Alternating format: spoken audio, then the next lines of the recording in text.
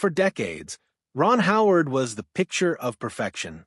The all-American boy from Mayberry who seamlessly transitioned into Hollywood royalty. But behind that warm smile and seemingly effortless charm, there was a life shaped by relentless ambition, difficult choices, and personal sacrifices few ever saw. In this story, we'll explore the triumphs and struggles, the golden moments, and the quiet regrets of a man whose name has become synonymous with storytelling excellence. Ronald William Howard was born on March 1st, 1954, in Duncan, Oklahoma. From the very beginning, life for Ron seemed intertwined with the world of performance. His father, Rance Howard, had adopted his stage name years earlier and balanced military service with acting, while his mother, Jean Spiegel, trained as an actress. Their marriage in 1949 set the stage for a household steeped in the arts, but disciplined and deliberate in its approach. By the time Ron opened his eyes, he was already destined for the screen. At just 18 months old, he made his film debut in a Western titled Frontier Woman. While other toddlers were mastering their first words, Ron was learning camera marks, stage directions, and the rhythm of storytelling. It wasn't simply a childhood on set, it was an education in a world where the line between play and profession was almost invisible. The family's move to California marked a pivotal turning point. Rance wasn't chasing Hollywood glamour, he was betting everything on proximity. Living near studios meant Ron could immerse himself in television, meeting writers, producers, and actors even before he entered elementary school.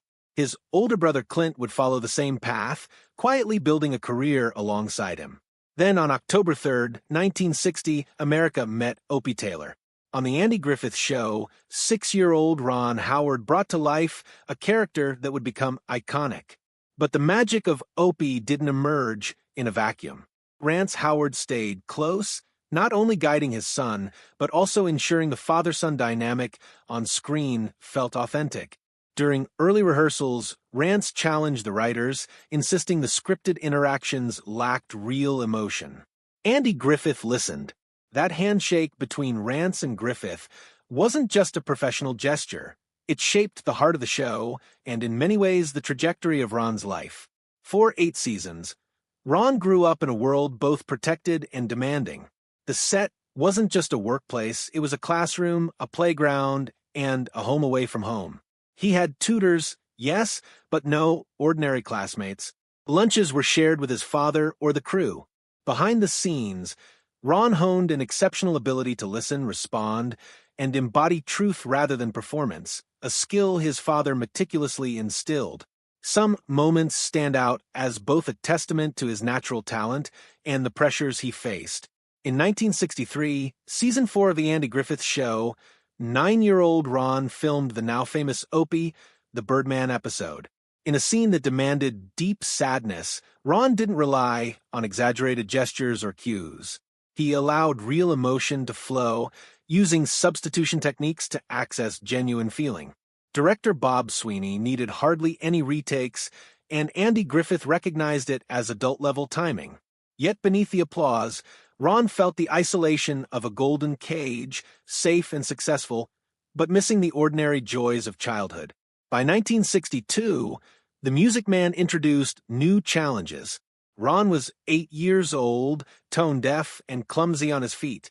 Yet he pushed through, memorizing lines for not only himself, but Shirley Jones as well, rehearsing miniature scenes at home, directing dolls through the motions of the film. While it appeared playful, it was early evidence of his instinct for directing, an obsession with control, and his relentless pursuit of excellence. The mid-1960s brought experimentation. Ron joined the Monroes, a short-lived Western series shot in the rugged Wyoming Rockies. The rejection when the series was canceled left an impression on young Ron. Yet these setbacks never deterred him. They sharpened his understanding of the industry and prepared him for the bigger stages to come. By 1974, Ron faced a new crossroads. He was 19, auditioning for Happy Days. The chemistry with Henry Winkler was instant. He didn't act like a child or a star. He acted like someone real. He landed the role of Richie Cunningham, a part that would carry him through his teen years and give him the financial freedom to step behind the camera. But while Happy Days provided stability, it also illustrated the creative frustrations of television. Ron wanted to address the real world, issues like the Vietnam War, but network executives refused. This tension planted the seeds for his transition from actor to filmmaker, instilling a need to tell stories with full control and authenticity. Directing opportunities soon followed. At just 23, Ron helmed episodes of Happy Days, crafting sequences with precision and emotional depth that impressed both cast and crew. His early experiments with directing led directly to his first feature, Grand Theft Auto 1977, which he co-wrote with his father.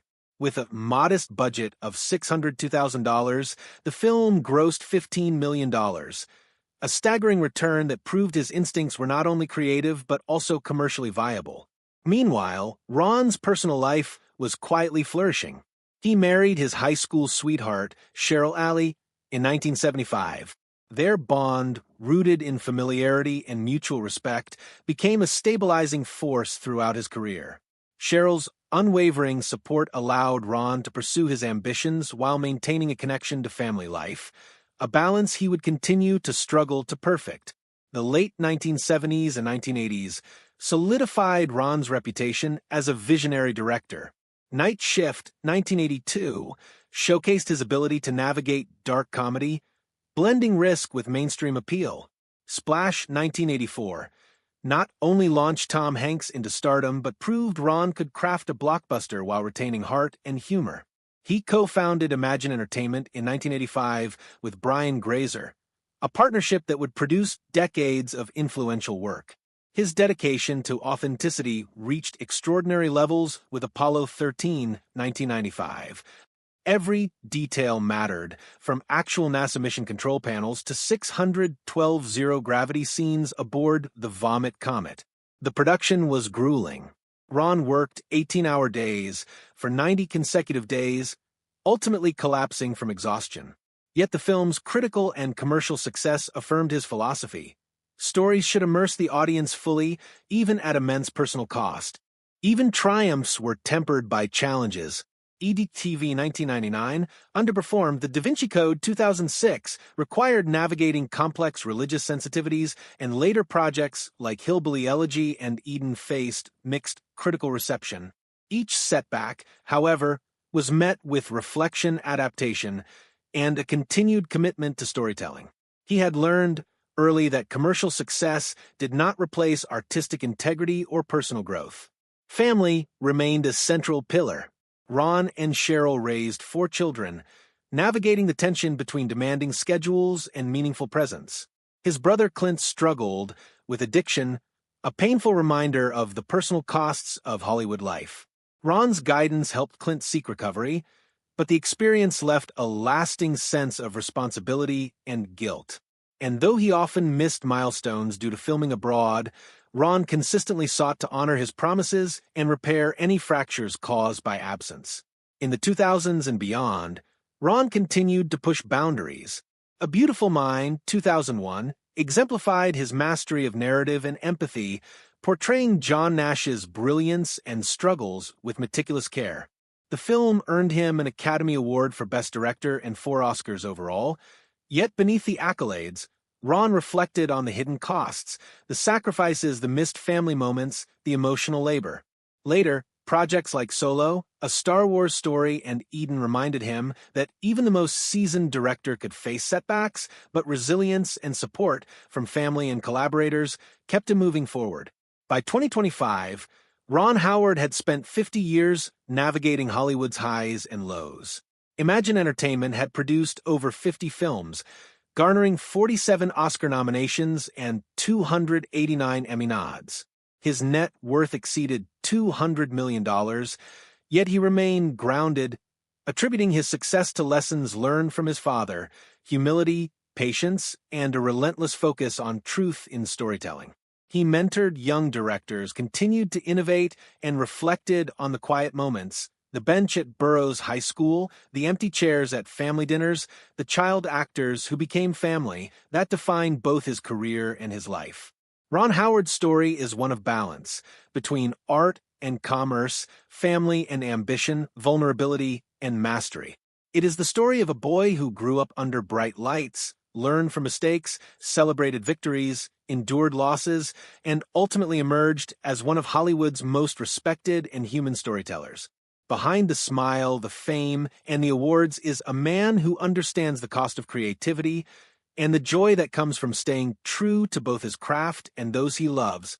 If this kind of story touches your heart, if you're someone who cares about truth, responsibility, and speaking up for the voiceless, please like this video, subscribe to our channel, and share it with someone who should hear it. Let's get started.